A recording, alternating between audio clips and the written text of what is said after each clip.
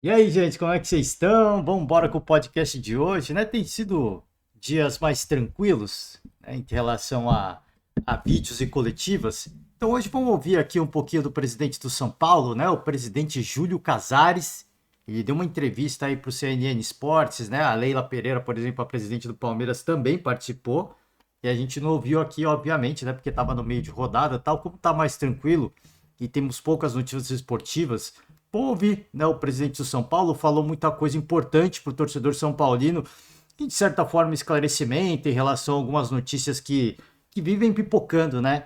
Em relação ao São Paulo, algumas, obviamente, com um discurso totalmente político, né? Ele tá lá, é presidente do São Paulo, ele precisa, obviamente, vender o seu peixe e defender a sua parte, né? E a gente, obviamente, vai discorrer sobre algumas respostas do Casares. Não vou passar pela entrevista inteira, fica o convite aberto para vocês entrarem aqui depois. Cara, assim, é legal, assim, de vez em quando a gente ouvir uns dirigentes, a gente sabe que tem muita coisa que é falada, né? Que é mais para jogar por torcedor, mas uma hora ou outra o cara acaba soltando uma coisinha importante, né? E é sempre bom, sempre que a gente pode ter todos os pontos de vista.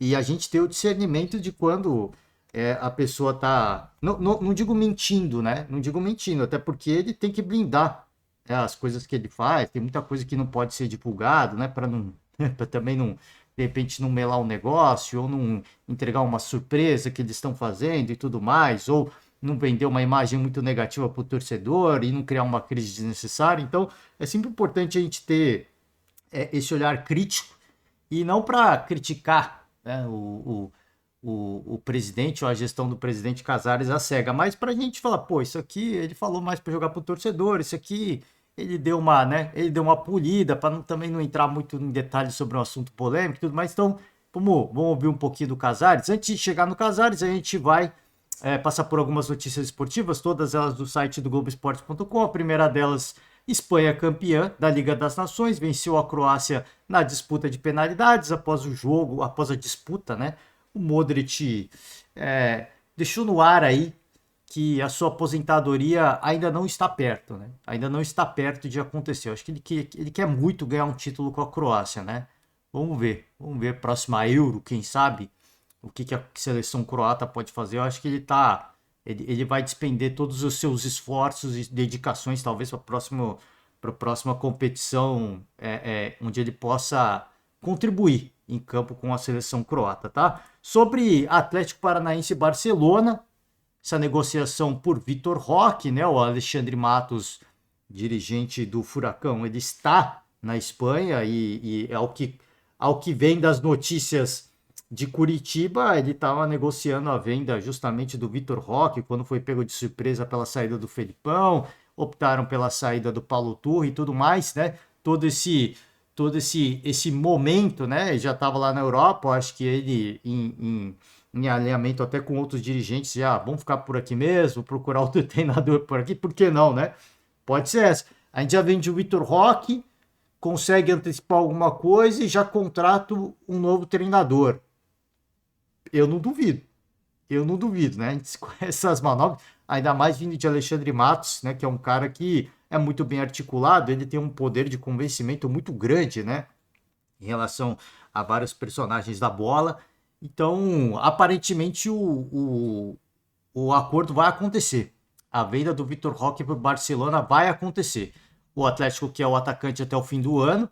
O jogador aparentemente aceitou a proposta do Barça e agora fica num acerto financeiro com o Atlético Paranaense, tá? Então o Barcelona está disposto a investir 35 milhões de euros e mais 10 milhões de euros em bônus, tá? Para contratar o Vitor Roque. Os clubes estão próximos de um acordo total que beira 236,8 milhões de reais, isso na cotação atual, tá? O Atlético tem insistido no valor total de 45 milhões de euros e quer garantir que Vitor Roque fique no Furacão pelo menos até o final do ano, tá?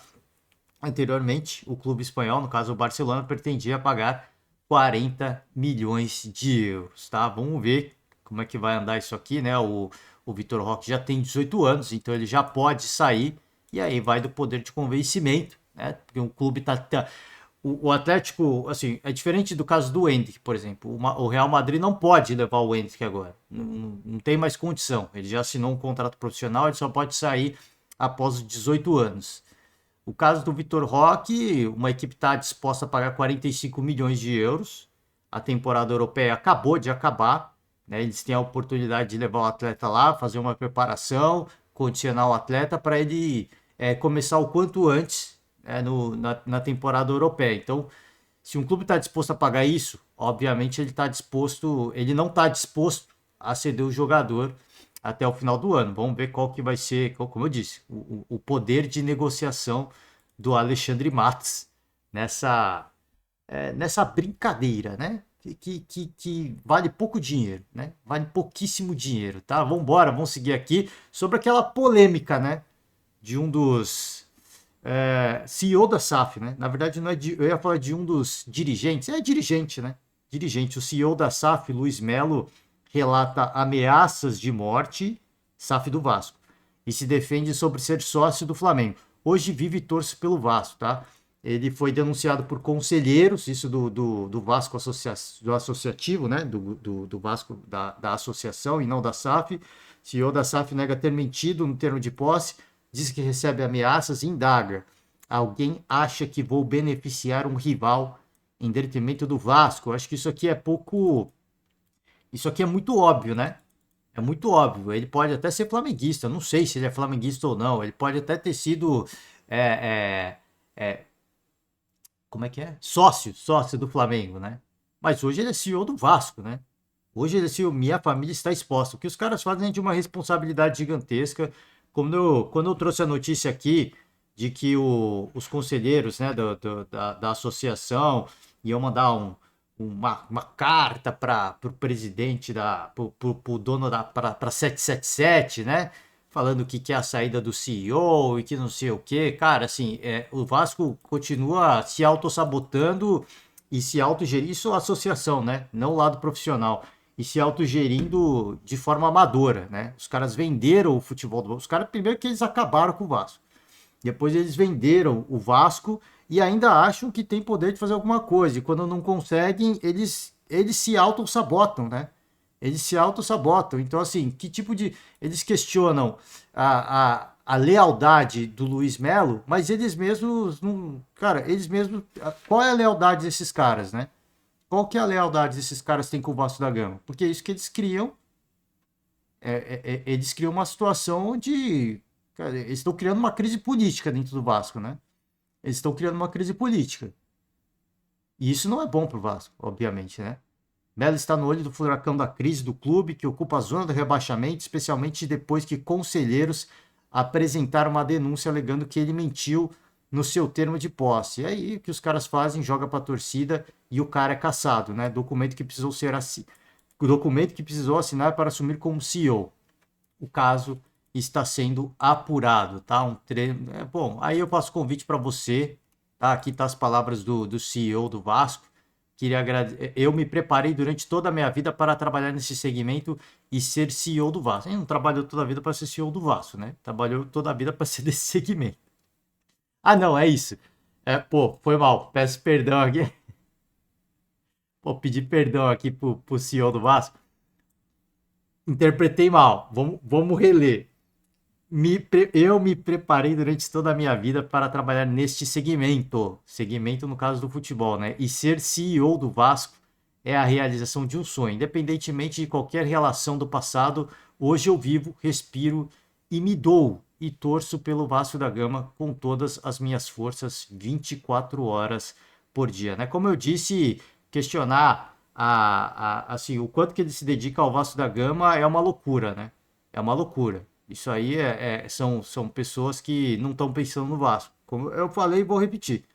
São pessoas que perderam poder no Vasco, querem ter lá na cadeira de CEO alguém que seja influenciável, que tenha poder de. Onde eles possam ter o mínimo de influência para decisões, né? Eles acabaram com o Vasco, perderam o poder e agora eles querem derrubar um cara que aparentemente é totalmente independente e toma suas próprias decisões, né? E os caras querem derrubar esse cara. Então, assim, o jogo político continua e enquanto esse tipo cara, assim, esse tipo de manobra, esse tipo de amadorismo perdurar no Vasco, com todo o respeito ao torcedor e aos dirigentes, tá? Todo respeito, que eu não falo por maldade, não. Tem gente que fala por maldade, eu não. Eu torço, aliás, eu sempre torci muito, assim, desde que foi anunciado a compra da SAF pela 777, eu venho falando aqui repetidamente, eu torço muito para que todas as SAFs deem muito certo. Tem gente que torce veementemente contra, né? E hoje fica aí, eu falei, SAF não é tudo, né? Tem gente que tá, tem gente que tá assim, sabe, regozijando do fato do Vasco estar na draga que tá sendo SAF, né? Tem gente que torce, assim, você torcer pelo insucesso do Horto, para mim isso é maldade, né? Isso é maldade, mas enfim, tem gente que torce contra, né? Para falar assim, eu falei, né? Eu avisei. Eu sempre falo aqui, torço a favor. Torço muito a favor. Né? Torço para dar muito certo. Mas enquanto esse tipo de amadorismo continuar acontecendo, desculpa, cara. Assim, o clube que tá cheio de problemas e esse tipo de manobra só cria mais problemas. E, cara, vai acontecer alguma coisa? Vai dar errado? Existe um risco muito grande de dar errado se os caras da 77 não chegar e não pôr um basta nisso aqui, cara. Pôr um basta nisso aqui. Demitir quem permite a entrada de torcida no CT, né? Os caras têm que começar a pegar pesado. Mano. Tem que começar a pegar pesado no profissionalismo. Porque até hoje o que se vê é um clube administrado, assim, de forma amadora, né? De forma administrado não, né? Agora tem o CEO e tudo mais, mas assim, existem pessoas com poder de influência ainda agindo de forma muito amadora, né? Lamentavelmente, né? E quem perde com isso é o Vasco e o torcedor, tá? O torcedor não tem culpa. O torcedor cai na desses caras, né? Que joga assim para o torcedor justamente pegar no pé, né? E aí, cara, sobe pro cara. Sobe pro cara que é ameaçado, tem a família ameaçada, né? Assim, você acha isso justo? Eu não acho isso justo, né? Acho isso justo. Se ele tá fazendo uma boa ou má gestão, aí é outros 500, cara. Aí é outros 500. Mas não se joga abaixo desse jeito. Se joga de forma profissional. Você chega nos caras, pede impeachment, chama o conselho, faz tudo da forma legal, né? Da forma legal. E não dessa forma, tanto quanto, sim, você questionar onde está a ética profissional, né? Não existe, né? Não existe. Vambora, vamos com a entrevista aqui do Júlio Casares, né? O João Vitor Xavier entrevistou o presidente Júlio Casares, presidente do São Paulo, CNN Sports. O vídeo tá no canal da Itatiaia, tá? Então faço convite a você para se inscrever na Itatiaia. Tem muitas notícias de Minas Gerais, né? Em Itatiaia. Mas como eu falei, a Leila participou, presidente do Palmeiras, agora o presidente do São Paulo, Júlio Casares. Então faço convite a todos para se inscrever no canal, curtir o vídeo se gostar, porque eu falo assim, tem coisa que você entende que ele tá obviamente passando pano, jogando pro torcedor, mas tem muita informação bacana também. Então vamos embora. Aqui eu vou agilizar o vídeo, porque tem um pouco de introdução aqui sobre o São Paulo e tudo mais, né? Quando que ele assumiu, qual foi o momento, né? Como é que estava o São Paulo no momento. Vamos agilizar aqui para ouvir as palavras do Casares direto, tá? Cada no nosso VT, o que esperar de São Paulo daqui para frente? João, o São Paulo vive uma reconstrução, né? Você tem que reconstruir pilares, readquirir credibilidade, e isso não se faz da noite para o dia. Quis o destino que no primeiro ano nós conseguimos um título importante, muitas crianças não sabiam mais o que era o São Paulo campeão, e nós conseguimos. Em 22 o São Paulo chegou em 2 finais, o Paulista novamente e a Sul-Americana. Mas o grande passo que essa gestão tem que dar é de médio e longo prazo, porque se nós pensarmos apenas na competição, nós vamos ainda sufocar uma instituição que sofreu muito, e ainda sofre, mas começa a ter sinais de recuperação. E o nosso compromisso é ter um time competitivo sem fazer loucuras, com responsabilidade financeira. E o que nós podemos esperar ainda em 23, em 24, é o equilíbrio financeiro, tornar o time cada vez mais competitivo, revelando novos jogadores. Nós temos uma base, uma formação maravilhosa e competindo. Presidente, quando eu era garoto, meados... Ele falou que primeiro, a primeira palavra que ele primeira não, mas uma das primeiras palavras que ele usa é credibilidade, né? De fato, isso é uma coisa que o São Paulo precisa hoje, não só com relação o torcedor, ele tá apoiando, né? O torcedor, ele tá fazendo a sua parte e assim, o Casares até em certo ponto ele fala assim, é o clube mais popular, né? E não é dizendo que tem mais torcida, mais popular é que assim, a torcida tá comparecendo em peso, em massa, em número no estádio para apoiar essa equipe. né? Isso já faz desde 1 ou 2 anos, já que a torcida vem marcando presença forte, maciça, né? No estádio do Morumbi para apoiar o São Paulo. Mas mesmo assim, por mais que o torcedor apoie, existe a desconfiança em virtude de anos recentes e decepções recentes. E essa tal da credibilidade que o Casares fala não é só em relação ao torcedor, porque o torcedor, por mais que falte credibilidade, ele não vai deixar de apoiar. Mas é em relação ao próprio mercado, se a gente pode dizer assim, de jogadores olharem para o São Paulo e falar, pô, eu quero trabalhar no São Paulo. Tem muita gente que olha e fala, pô, é um tricampeão do mundo, né? Quero ir para lá. Mas tem muita gente que olha e fala, pô, assim, seria muito legal vestir a camisa do São Paulo, mas vou receber em dia. Se de repente a gente não conquista título, vou virar o vilão da torcida. Existe todas essas coisas que você precisa analisar, que o jogador precisa analisar. Se é um jogador em início de carreira, ele vai tomar um pouco mais de cuidado, porque ele precisa se blindar atrás de outros jogadores, né? E quando ele chega contratado pelo São Paulo por um grande valor, sob grande expectativa, ele obviamente passa a ser. Ele é escolhido pela torcida para ser o protagonista. Ele tem a responsabilidade de dar o retorno, né? E às vezes é muito jovem para dar esse retorno. Então, essa tal da credibilidade é também em relação ao torcedor, ao mercado, jogadores, profissionais irem escolherem o São Paulo em detrimento de outras equipes e também com em relação a instituições financeiras. De olhar para o São Paulo e falar, não, o São Paulo é um bom pagador, vou ceder o empréstimo para o São Paulo. Ou não, fala, cara, o São Paulo está devendo tanto, a chance de tomar um calote é muito grande. Então, a linha de crédito que vai ser oferecida vai ser muito ruim com juros muito altos, né? Esse é um problema. Então, essa questão da credibilidade, ela pesa muito, é algo importante. E eu acho que é algo que, assim, é difícil. A gente sempre fala assim, pô, o torcedor precisa entender. É muito difícil do torcedor entender, né? Porque o torcedor é pura paixão. Mas enquanto conseguir conciliar uma boa gestão com resultados esportivos, isso meio que acalma, né? A ira do torcedor. Como o Casares disse, o São Paulo teve uma conquista de Campeonato Paulista logo no início da sua gestão. Isso foi com o Crespo, né? Treinador. E aí ele falou, chegou em 2 finais. Só que ele, assim, eu falei sobre isso aqui, né? Se você analisar esportivamente falando, foi um bom resultado. Mas pro torcedor isso machuca muito, cara.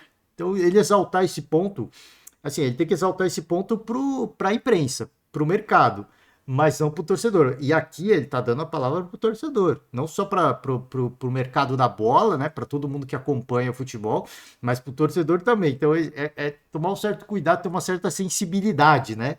De citar 2 vice-campeonatos, até porque foram muito marcantes, né? O do Palmeiras, o do Paulista contra o Palmeiras, você tomar aquela virada histórica, né? Absurda como foi, sendo massacrado pelo Palmeiras no Allianz Parque. E depois aquele jogo contra o Independente Del Valle, né? Onde São Paulo pouco produziu diante do Independente Del Valle, né? Aquela final de Sul-Americana. Então, apesar de esportivamente falando serem 2 bons resultados, porque é uma grana considerável você chegar numa final de Paulista e chegar numa final de Sul-Americana, em termos de premiação, é muito bom. Mas esportivamente falando, para o torcedor é muito dolorido, né? Então tem que ter uma certa sensibilidade quando for falar esses fatos, né? Esses fatos. Dos anos 90, São Paulo era o time mais invejado do Brasil. Todo menino queria ser São Paulino. São Paulo ganhava tudo. Era expressinho do Tele, era time principal do Tele, o time principal era campeão, o time reserva também. E de um tempo para cá o São Paulo deixou de ganhar e saiu das manchetes positivas, principalmente na parte de gestão, para não ter mais essa referência. O que aconteceu? Onde o São Paulo errou? Aonde está o problema do São Paulo? Eu acredito, João, que nós tivemos esse ciclo que foi importante para internacionalizar a marca do São Paulo, que eu vivi isso fortemente na arquibancada. Depois, já como um homem de marketing, acompanhei o grande processo do São Paulo, também campeão mundial da Libertadores em 2005 e depois 3 vezes campeão do Brasil de forma seguida, simultânea, 2006, 7, 8, com o Muricy Ramalho, que hoje é nosso coordenador. Eu acredito que dali em diante, o São Paulo não se conformou, mas o São Paulo ele estava no ambiente da vitória. E esse ambiente é onde você pode cometer erros. Porque os adversários espelham em clubes que dão certo e começam a fazer uma lição de casa. E nesse momento, muitos clubes se reforçaram, fizeram CTs, investiram na base, investiram na ciência, na tecnologia, na medicina do esporte. E não é que o São Paulo parou, mas o São Paulo achava que ainda ele era aquela instituição que estava um pouco isolada. E esse é um grande erro de um clube que hoje pode estar distante dos demais, é deixar de olhar um pouco para frente e ficar olhando para trás. Eu acho que o São Paulo olhou para trás, ganhamos tudo, tá ótimo, mas faltou um olhar para o futuro. Quanto o São Paulo... Cara, é aquilo que eu falei, né? Antes de começar a ouvir a entrevista, que eu falei, pô, tem coisa que ele fala, só que ele tem que maquiar um pouquinho, né? Ele tem que dar uma maquiada, até porque, né? Os antecessores são do grupo político, né? São do mesmo grupo político, então ele não pode esculhambar, né? Mas ele deixa, assim, obviamente, não digo uma crítica, mas ele faz uma leitura da realidade, mas ele tem que ser muito cauteloso com o que ele vai falar, né? Você vê que tá bem ensaiado esse discurso. Ele fala que outras equipes também começaram a melhorar. Isso de fato, né? Isso de fato. Mas assim, a pergunta é em relação ao São Paulo do início dos anos 90, né? Que era uma máquina de ganhar títulos. E isso foi se perdendo ao longo do tempo, né? Porque aconteceu com o São Paulo. Ele fala assim, pô, outras equipes começaram a se modernizar, começaram a investir, começaram a fazer as mesmas coisas que o São Paulo fazia. Ok. Só que assim, a distância que o São Paulo tinha para tantas outras equipes era para o São Paulo estar abrindo distância cada vez mais, ano após ano. E se acomodou, né? E se acomodou. Ele falou, pô, o São Paulo olhou para o passado, por um momento o São Paulo ficou olhando para o presente. O presente é isso aqui, é glorioso, né? É algo, a gente está acima dos outros, em todos os sentidos, todo mundo quer se recuperar aqui, todo mundo quer jogar aqui, a gente tem grandes títulos recentes, temos os melhores profissionais do mercado e se acomodou nesse presente que aos poucos foi virando passado, né? E os outros foram chegando. Os outros foram chegando. Assim, a gente está falando dos anos 90, tá? A gente está falando dos anos 90. Os outros foram chegando. Anos 2000 já começou, né, a dar uma... Já não era mais uma hegemonia, né? Já não era mais o... Cara, como é que eu posso dizer assim? O soberano, né? Como é que o torcedor São Paulino gosta de usar, já não era mais o soberano, mas ainda assim era uma camisa muito forte, né? De muita presença. E aí chega nos anos 2010, já é o início do, não digo do declínio, mas o início do, assim, dos anos 2000 por ali, é quando o São Paulo começa, a curva de crescimento do São Paulo, em termos de estrutura e resultados esportivos, ela começa a ficar num platô, né? Começa a ficar reta, ela não sobe mais, né? Ela sobe, começa a cair gradativamente, estabiliza e aí fica estabilizado. São Paulo, depois da Sul-Americana, ganhou uma Sul-Americana, depois de um longo tempo foi ganhar um Paulista, então assim, tá bem, uma curva bem estável, né? São Paulo foi perdendo espaço justamente, não só pelo que o Casares falou, de que os outros começaram a fazer coisas que o São Paulo fazia, mas porque o São Paulo também se acomodou no passado, como disse o Casares, mas más gestões também, né? É importante a gente destacar isso também. Mas isso é uma coisa que aí ele não fala, né? Ele não fala. O São Paulo tem mais de 500 milhões de dívidas. Então, assim, como é que chega nesses valores, né? E contratações questionáveis recentes, né? E multas rescisórias, e casos que vão para a justiça. Agora tem direitos de imagem atrasado, que o Casares minimiza. Né? A gente não sei se vai dar tempo de chegar nesse ponto da entrevista, mas ele dá uma minimizada. Mas assim, o direito de imagem, direito de imagem ou é luvas? Eu não lembro agora. Faz parte do salário, não está na CLT. Não está na CLT, mas faz parte do salário. Isso é uma grana que compõe o salário do cara. Não é a CLT, porque senão fica muito pesado, né? Os encargos da CLT. Então, por isso que tem esses outros, né? Esses por fora, se a gente pode dizer assim, né? E tá atrasado, ele minimiza. Fala, então, vai vir premiação, então a gente vai pôr em dia. Mas tá atrasado, né? Se tá atrasado, tem coisa errada. Se tá atrasado, tem alguma coisa errada. Assim, não é apenas um negócio. Então, assim, são várias e várias coisas que foram levando a isso. Não é só porque os outros investiram, não é só porque os caras se prenderam ao passado, mas é também porque deixaram de investir para manter a estrutura, né? Porque a estrutura era boa, mas essa estrutura foi se degradando também. Essa estrutura foi se degradando. Os investimentos foram caindo, né? Foi ficando meio que sucateado, se é que a gente pode dizer assim, pode ser um termo um pouco forte, mas foi ficando sucateado. Pô, há 2 anos atrás o departamento médico do São Paulo era um pavor. Você ouvia qualquer setorista, youtuber são paulino, eles iam à loucura com o departamento médico do São Paulo. O negócio foi sucateado com o tempo. Então, assim, não é só que eles olharam para o passado, pararam de investir para manter a estrutura que era boa. Então, assim, se continuasse investindo para manter aquele nível de qualidade, a disparidade hoje, se você olhar para o Palmeiras, para o Flamengo, seria grande? Seria, mas não seria tão grande como chegou. Aí hoje sim, a gestão Casares volta a investir pesado, né? No departamento médico, né? Fisiologia, preparação física. Hoje, assim, você já olha para o departamento médico do São Paulo, você já começa a ouvir notícias de, pô, melhorou muita coisa, jogadores se recuperando. Se bem que, né, ainda há controvérsias, né? Mas, enfim, a imagem que passa é que já houve uma melhora, né? Então, assim, recuperar esse tempo perdido leva muito tempo. E não é só por questão de que os outros, de que ficaram presos ao passado e de que os outros chegaram, né? Investiram e passaram São Paulo. É também má gestão, né? Má gestão no sentido assim, endividamento, contratações erradas, contratações desnecessárias, deixar de investir no que era importante, né? A base do São Paulo hoje, o São Paulo tinha uma base forte, e hoje? Né? E hoje? O São Paulo tem uma base forte? Não tem, cara. Então, assim, foi se perdendo no caminho, né? Más gestões. Isso eu acho que é o ponto mais importante, que obviamente que ele não fala, né? Que ele é do mesmo grupo político, mas é o ponto, eu acho que, mais relevante do porquê que o São Paulo foi com o tempo deixando de ser aquele o soberano, se é que a gente pode dizer assim, para entrar numa curva, estabilizar numa curva de títulos e ficar preso agora nisso. Assim, pode disputar um título? Pode, mas é favorito? Não é mais, né? Hoje já não é mais. Paulo deve hoje, presidente? Qual é o tamanho da dívida? Qual é o tamanho do pepino que o senhor tem para administrar financeiramente? O São Paulo, o último balanço, que foi importante, porque os balanços do São Paulo, há 2 anos anteriores, ele apresentava déficit com 3 dígitos. E nós revertemos, apresentamos um superávit de 30 e poucos milhões e a nossa dívida decresceu, endividamento líquido, 13%. O que é um bom sinal. Conversei com o empresário São Paulo e ele disse, olha, só equilibrar a dívida no atual conjunto da situação já seria um grande feito. O nosso endividamento está em torno de 586 milhões de reais. Claro que é pesado, é meio bilhão, mais de meio bilhão. Entretanto, quando você vê o ranking, não que isso nos conforte. Nós estamos o 9º clube com uma dívida maior. Então, nós sabemos que tem dívidas muito maiores, mas eu não quero me espelhar por isso. A receita do São Ele foi perguntado em relação à dívida, né?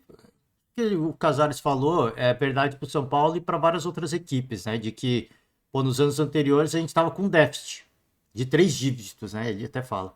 E aí no último ano a gente teve superávit, né? De 30 milhões, alguma coisa assim que ele falou. Isso a grande maioria das equipes tiveram, né?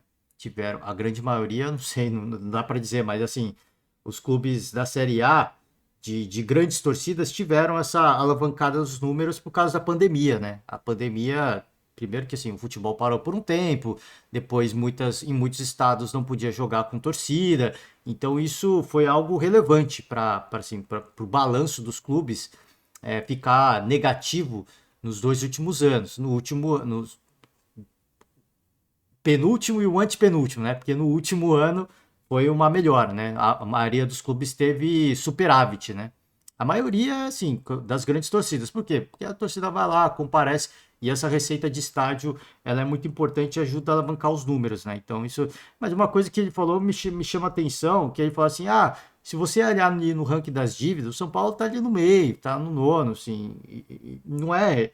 E ele fala, não é minimizando, mas, cara, só o fato dele trazer essa informação mostra que ele, de certa forma, eles, né, a gestão dele, o pessoal que faz parte da gestão, que assessora ele, parece que eles estão...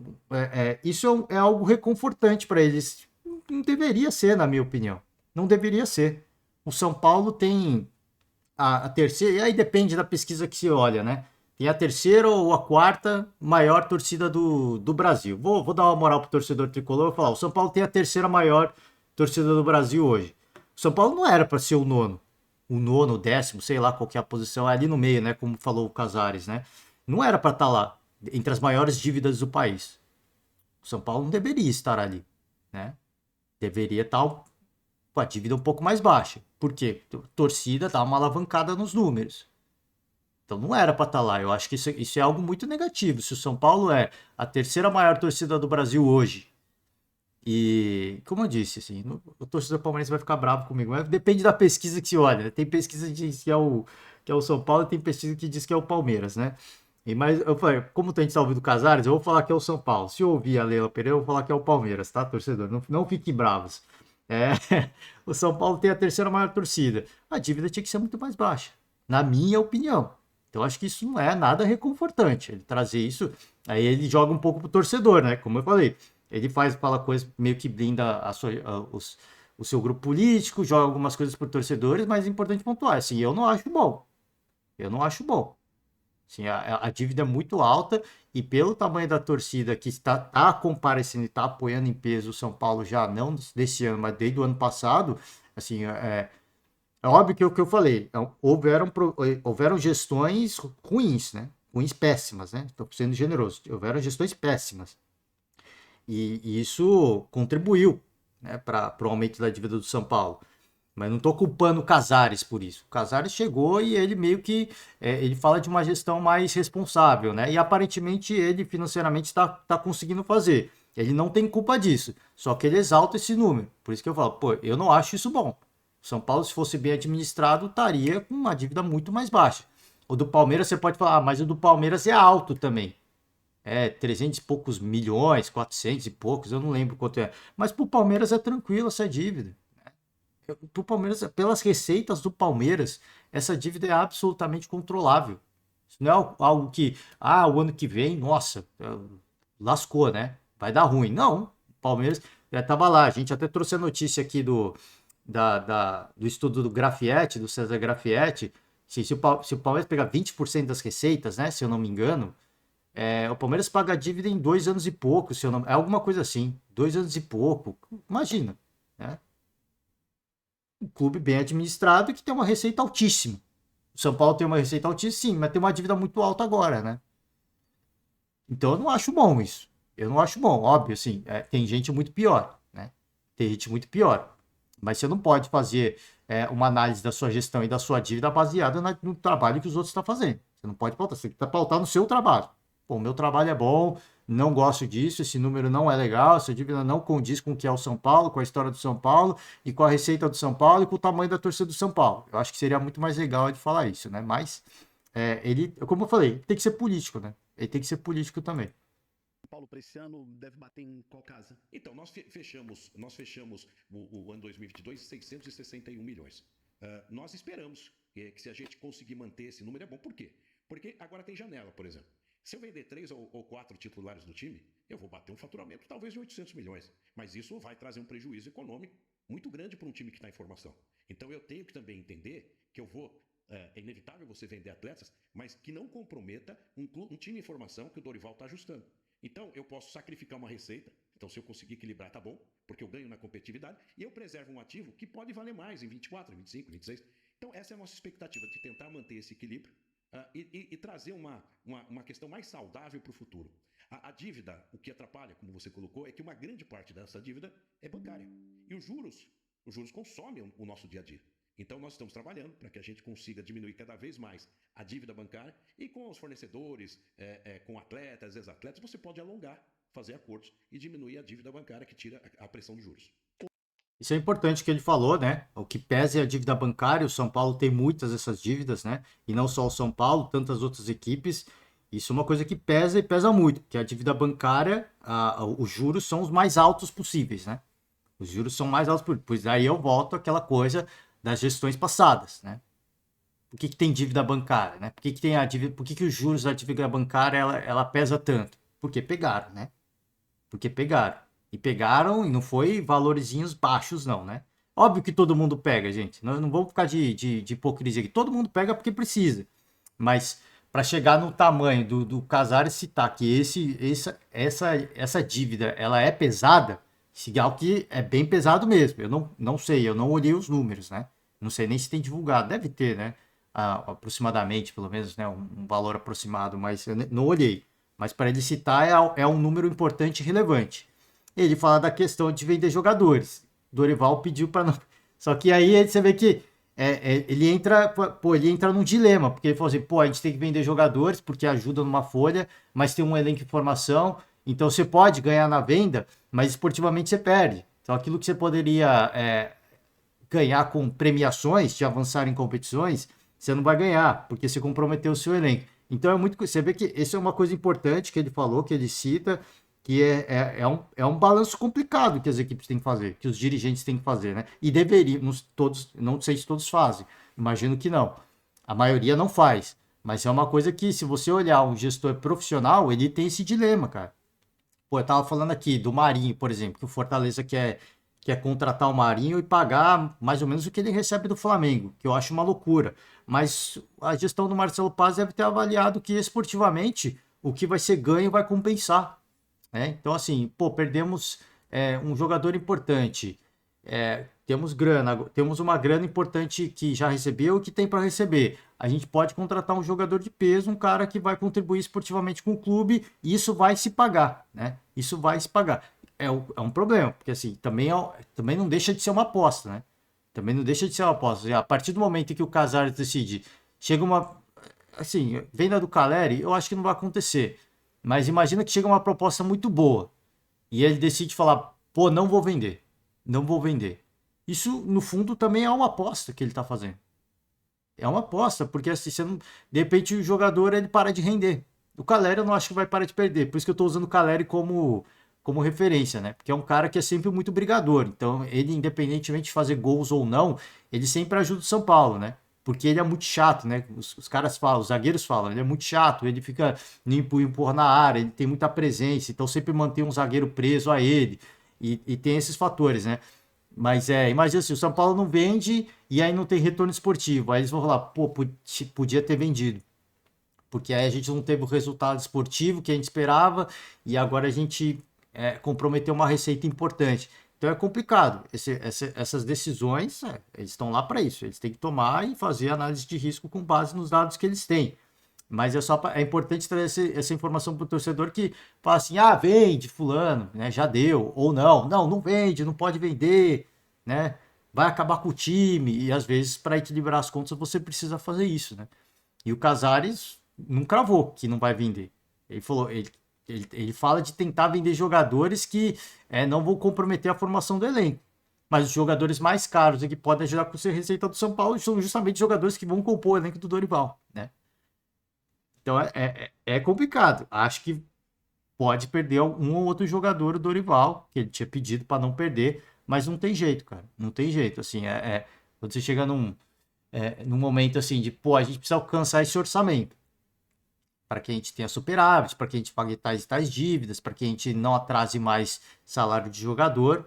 Aí é aquela coisa, assim, até onde a gente pode chegar nas competições que a gente disputa, para eles fazerem uma estimativa de valores, né, de premiações. É complicado, gente, é complicado, é um balanço muito delicado, né? Vamos para a última pergunta, e aí eu finalizo o podcast de hoje. Hoje o São Paulo está em dia, presidente? Nós temos hoje CLT em dia. O contrato do jogador, na grande maioria, é 70% CLT e 30% direito de imagem. E o direito de imagem, nós conversamos sempre com atletas que nós podemos atrasar 2, depois pagar um, fica 1. É uma conta corrente, como eu falei. Por exemplo. Mas isso é acordado com ele? Acordado, existe. É que hoje nós vivemos num mundo de redes sociais e que às vezes o clique clama por uma chamada que o conteúdo da matéria é outro. Mas a chamada é muito ruim. São Paulo atrasa 3 meses. Primeiro que não é isso. Segundo, que o que está acertado com os atletas é que, por exemplo, nós tivemos 2 grandes bilheterias, contra o Tolima e contra o Palmeiras. Já essa grande parte já está sendo pago direito de imagem pendente. Contra o Palmeiras na Copa do Brasil, eu já tenho esse comprometimento de acabar com a pendência. Então são situações que você vai trabalhando num conta corrente. É que, claro, não é correto, né? Embora o direito de imagem é algo diferente do CLT, mas não é correto. Mas o que existe é uma cumplicidade boa, positiva, e que sabe que nessa gestão os atletas, a comissão técnica confiam. Senão não viriam para cá. Porque o que interessa é você encerrar o ano com os atletas em atividade e dizer, poxa, eu te devia isso, tá pago, chega em dezembro, você coloca tudo em ordem. Então esse desajuste, eu também não falaria aqui, porque eu não posso falar e não acho correto falar, também é de recebíveis de outros clubes que eu não recebo. Eu tenho um fluxo de caixa. Clube A, clube B, não me paga. E eu vou dizer o seguinte, como é que eu vou fazer se eu não tenho essa margem? Eu não vou falar, olha, o clube A não me pagou. Não, eu não seria justo, porque pode acontecer comigo pelo ecossistema do futebol, que é sofrível. Então, eu tenho essa dificuldade. Então, às vezes, eu tenho um dinheiro para receber dia 5, simplesmente não chegou, e não chegou ainda. Mas eu não acho também justo eu chegar e dizer abertamente que o irmão tal não me pagou. É o ecossistema que está errado. É por isso que nós brigamos para melhorar esse ecossistema. Por falar de co Ele fala só Hoje, o pra. sistema é um dos grandes rivais do São Paulo é o Palmeiras, que vive um momento espetacular. A presidente do Palmeiras esteve aqui, está toda feliz, com títulos, com conquistas. Quando um rival do tamanho do Palmeiras. Aqui vai falar do Palmeiras, né? Esse é o ponto que eu queria chegar, né? Da questão do direito de imagem atrasado, né? Ele fala, ele minimiza um pouco. Pô, tá tudo acordado. Importante é isso. Não é que ele minimiza, mas ele fala assim, pô, tá acordado com os atletas. É importante ele ter falado assim, não é correto? Não é correto. Isso de fato não é correto. Ah, mas aí nesse tempo de rede social, os caras fazem a chamada. Não é chamada sensacionalista, gente. É a notícia. O que a chamada faz é dar a notícia. São Paulo tá atrasado. Isso é um fato. Isso é um fato. Ou você quer que a imprensa noticia, não, tá tudo em dia, mas tá tudo em dia. A CLT tá em dia. Cara, assim, não, tá atrasado, isso é um fato. Ah, não, não tá atrasado, não. Como assim, cara? Tá atrasado sim, né? Então, assim, o jornalista ele tem um compromisso com a realidade dos fatos. Se a realidade dos fatos ela é doída, ou é uma notícia, pode ser algo forte, aí não tem o que fazer. A responsabilidade é de noticiar um fato, né? A responsabilidade é noticiar o fato. Que é noticiado é que tá com o direito de imagem atrasado. Isso é o fato. Esse é o fato. É isso que aconteceu. Aí é importante ele entrar em cena e explicar do porquê que tá atrasado. Pô, não, e aí como ele falou, pô, por isso que assim, a gente sempre, várias e várias vezes, a gente ouve vários torcedores falando, pô, o dirigente tem que dar a cara a tapa, ele tem que responder, ele tem que aparecer. A importância dele aparecer, né? A importância do Casares aparecer para dar uma entrevista, né? Para dar uma entrevista. Essa é a importância, porque ele esclarece muita coisa. Se é verdade ou não, eu não sei. Mas assim, pô, o que ele fala faz muito sentido. Tem coisas que ele tem que receber e não paga. Só que eu também, como ele falou, eu não vou sair falando que fulano tá me devendo, porque se eu dever, ele vai fazer uma coisa comigo. Então não vou fazer isso, né? É para também até para uma saúde do ecossistema, como ele usa o termo, né? E acho que tá correto nisso. Isso é uma coisa que tipo, o torcedor no dia a dia não vai pensar. Ah, caraca, será que todas as vendas do São Paulo, será que tá, o clube que comprou já pagou tudo? Será que está em dia? Que às vezes o pagamento é parcelado, obviamente, mas será que está em dia com a parcela? Ele fala, pô, tem para receber dia tal e não chega, não está na conta o dinheiro. Por isso que é importante ele aparecer. A notícia não é sensacionalista. Ah, nossa, divulgar esse tipo de rede social. Não, a notícia ela é um fato, está noticiando. E aí cabe ele entrar e falar, pô, sim, porque o jornalista ele vai apurar o que dá. O que ele vai apurar? Que está devendo. Não, mas o jornalista tem que correr atrás de. Não, o jornalista não tem que correr atrás de como o São Paulo vai pagar. Você está entendendo? Assim, porque é capaz ele ter falado, não, o cara tem que correr atrás para ver quando é que vai ser pago. Não, isso não é o que o cara tem que correr atrás. Isso é você que tem que explicar. O cara, pô, tá atrasado. Tá atrasado, isso é um fato. Isso é um fato que tá atrasado. Pô, mas por que atrasou? Ah, porque fulano me paga, porque já estava acordado com os jogadores, a gente priorizou outras dívidas e tudo mais. Quando entrar a premiação de Copa do Brasil, jogo do Palmeiras, a gente vai pagar o que está atrasado. Beleza, tá explicado, né? Tá explicado. Agora não tem nada de sensacionalista. A notícia ela é dada e ela reflete a realidade. Ninguém inventou nada. Uma coisa é o cara inventar e falar, nossa, tá 10 meses atrasado. Não, gente, pera aí, mano. 10 meses é o caramba. São 2 meses, 3 meses, né? O Casares fala 2 meses. Saiu notícia aí falando que é 3, né? Qual que é a verdade? Fato é que tá atrasado, né?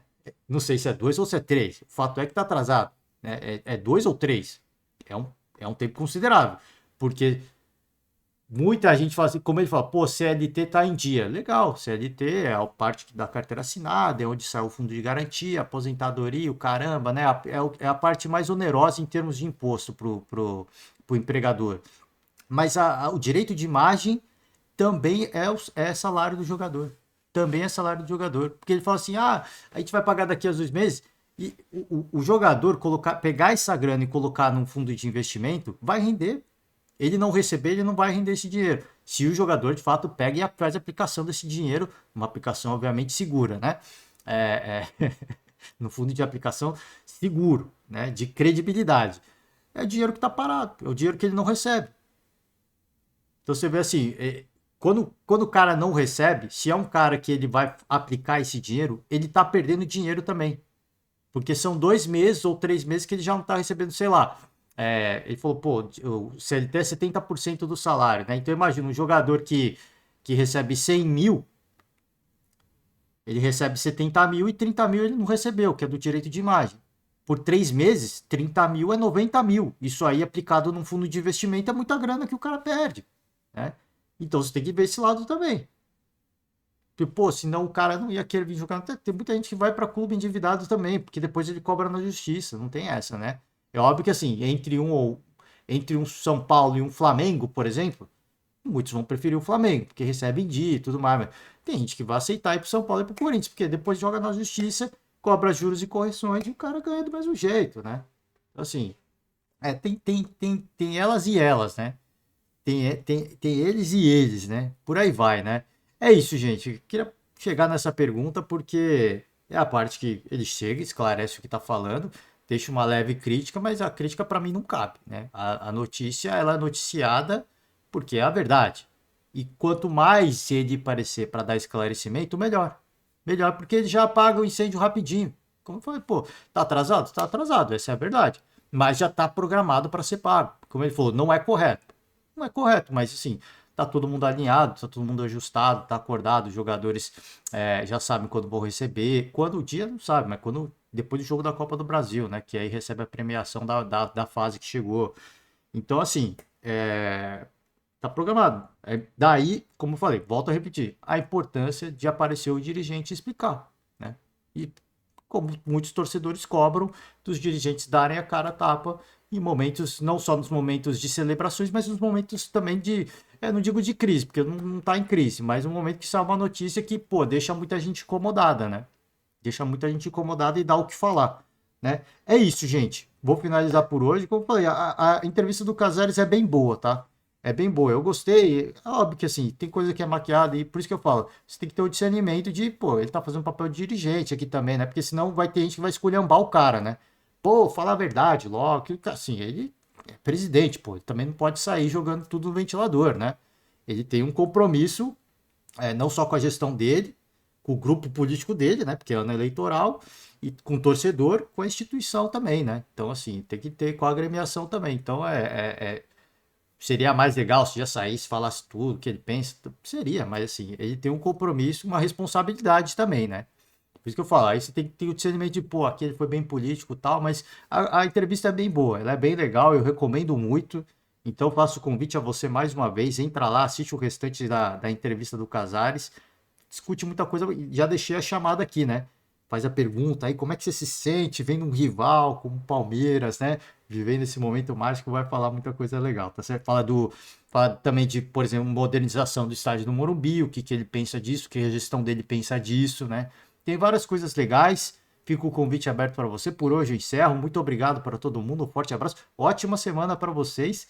E vamos ver se amanhã a gente está aí. Provavelmente sim, né? Provavelmente vamos estar aí. Encerro. Muito obrigado. Forte abraço e tchau.